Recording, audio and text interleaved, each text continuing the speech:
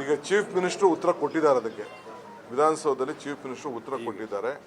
ನಾನು ನಮ್ಮ ಸ್ವಾಮಿಗಳಿಗೂ ರಿಕ್ವೆಸ್ಟ್ ಮಾಡ್ತೀನಿ, ಎಲ್ಲ ಸ್ವಾಮಿಗಳಿಗೂ ರಿಕ್ವೆಸ್ಟ್ ಮಾಡ್ತೀನಿ, ಸಂವಿಧಾನ ಹಕ್ಕು, ಯಾರ ಹಕ್ಕು ಬಗ್ಗೆಗೂ ಯಾರು ಮಾತಾಡೋಕ್ಕೆ ಅವಕಾಶ ಬೇಡ, ಜಾತಿಗಳಲ್ಲಿ ಬೇಡ.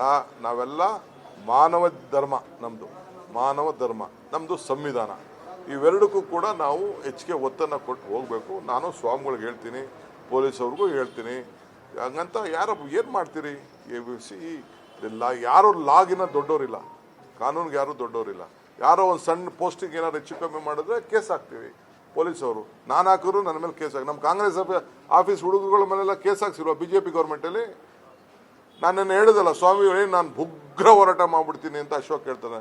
ಏನಾಯಿತು? ಬಾಲಗಂಗಾಧರ ಸ್ವಾಮೀಜಿ ಮೇಲೆ ಕೇಸ್ ಹಾಕ್ಸಾಗ ಎಲ್ಲೋಗಿದ್ರು ಅಶೋಕು? ಎಲ್ಲೋಗಿದ್ರು BJPಯವರು? ಇದೇ ಕುಮಾರಸ್ವಾಮಿ ಗೌರ್ಮೆಂಟಲ್ಲಿ ಕೇಸ್ ಹಾಕ್ಲಿಲ್ವಾ? ಬಾಲಗಂಗಾಧರ ಸ್ವಾಮಿ ಇದು ನಿರ್ಮಲಾನಂದ ಸ್ವಾಮೀಜಿ ಫೋನ್ನ ಟ್ಯಾಪ್ ಮಾಡಿದಾಗ ಯಾಕೆ ಮಾತಾಡಲಿಲ್ಲ? ಅಶೋಕ್ ಯಾಕೆ ಮಾತಾಡಲಿಲ್ಲ? ಒಬ್ಬ ನಿರ್ಮಲಾನಂದ ಸ್ವಾಮಿಗಳು ಒಬ್ಬ ಕ್ರಿಮಿನಲ್ ಅಂತ ಅಂದ್ಬಿಟ್ಟು ಅವ್ರ ಫೋನ್ ನಂಬರ್ ಕೊಟ್ಟಿದ್ರಲ್ಲ. Do you know there is a CBI report on that? ಯಾಕೆ ಮಾತಾಡ್ತಾ ಇಲ್ಲ ಅದನ್ನೆಲ್ಲ? ಸುಮ್ಮನೆ ಈ ರಾಜಕಾರಣ ಬಿಟ್ಬಿಟ್ಟು, ಒಣ ರಾಜಕಾರಣ ಬಿಟ್ಬಿಟ್ಟು ಇವರೇ ಬೆಂಕಿ ಇಕ್ಬಿಟ್ಟು ಅದ್ರಲ್ಲಿ ತೆಗೆದುಕೊಂಡು ಬಿಡಿ ಸೇರ್ತಾವ ಅಶೋಕ.